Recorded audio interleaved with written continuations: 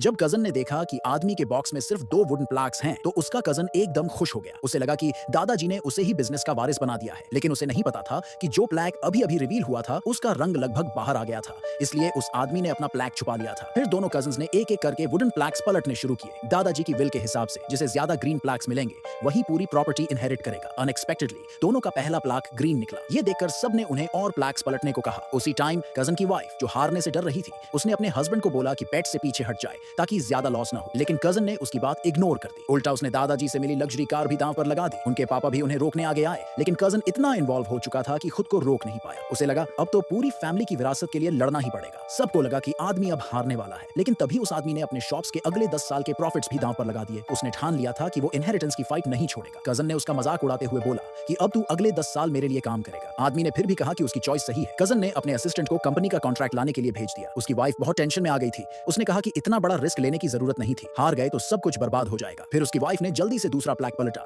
लेकिन कजन ने गुस्से में प्लैक उससे छीन लिया और प्राउडली अपना दूसरा ग्रीन प्लैक दिखाया। ये देखकर सबको लगा कि अब कजन ही जीतने वाला है। सबने उस आदमी को भी दूसरा प्लैक पलटने को बोला, हालांकि सब चाहते थे कि वो हार जाए। जब उस आदमी ने अपना दूसरा प्लैक पलटा और वो भी ग्रीन निकला, तो सब शॉक हो गए। आखिर ग्रैंडमा ने कहा था कि प्लैक्स में ग्रीन और रेड दोनों कलर्स होंगे, फिर भी अब तक चारों ग्रीन ही निकले थे। अब आखिरी प्लैक पर पूरा रिजल्ट डिपेंड कर रहा था। कजन की वाइफ फिर से डर के मारे पैनिक में आ गई, लेकिन कजन ने जब देखा कि उसके तीनों प्लैक्स ग्रीन हैं, तो उसे पूरा भरोसा हो गया कि आदमी उसे हरा नहीं सकता। इसीलिए उसने अपनी कंपनी के 10% शेयर्स भी दांव पर लगा दिए। रूल ये था कि अगर आदमी उस वैल्यू का मैच नहीं कर पाया, तो उसे हार माननी पड़ेगी और उसकी इनहेरिटेंस राइट्स खत्म हो जाएंगी। अंकल ने तुरंत आदमी को गैम्बल छोड़ने को कहा, बोले कि अपनी जान भी दांव पर लगा दे, तो भी कजन के शेयर्स जितना कुछ नहीं कर पाएगा। तभी अचानक आदमी को दादाजी की आखिरी बात याद आई। उसे समझ आ गया कि असली जीत हमेशा गेम के अंदर नहीं, बल्कि बाहर से आती है। मतलब अगर उसे अपने कजन को हराना है, तो अकेले अपने दम पर नहीं कर सकता, उसे सबकी मदद चाहिए थी। आदमी ने सारे रिलेटिव्स से मदद मांगी। कजन को लगा कोई उसकी मदद नहीं करेगा। अब आदमी को मजबूरी में सबको पुराने किस्से याद दिलाने पड़े। कई साल पहले अंकल ने कजन से पैसे मांगे थे और कजन ने न सिर्फ मना कर दिया था, बल्कि पैसे जला भी दिए थे। एक बार आंटी के बच्चे की तबीयत बहुत खराब थी। उन्होंने कजन से इलाज के लिए पैसे मांगे, तो उसने मना कर दिया और उल्टा आंटी को मारा भी था। सब लोग चुप थे। कजन फिर से आदमी का मजाक उड़ाने लगा, बोला कि बेकार कोशिश कर रहा है, लेकिन आदमी ने हार नहीं मानी। आखिर में उसकी कोशिश रंग लाई और सब लोग तैयार हो गए उसकी मदद करने के लिए। सबको याद आ गया कि कैसे कजन ने पहले सबको दबा कर रखा था। अब उन्हें लगा कि अगर आदमी को फैमिली बिजनेस का मालिक बनाया जाए, तभी उनकी इज्जत बच पाएगी। तो सबने मिलकर पैसे और एसेट्स निकालकर आदमी को सपोर्ट किया। ये देखकर कजन ने आदमी पर चीटिंग का इल्जाम लगाया, बोला कि रूल्स के खिलाफ है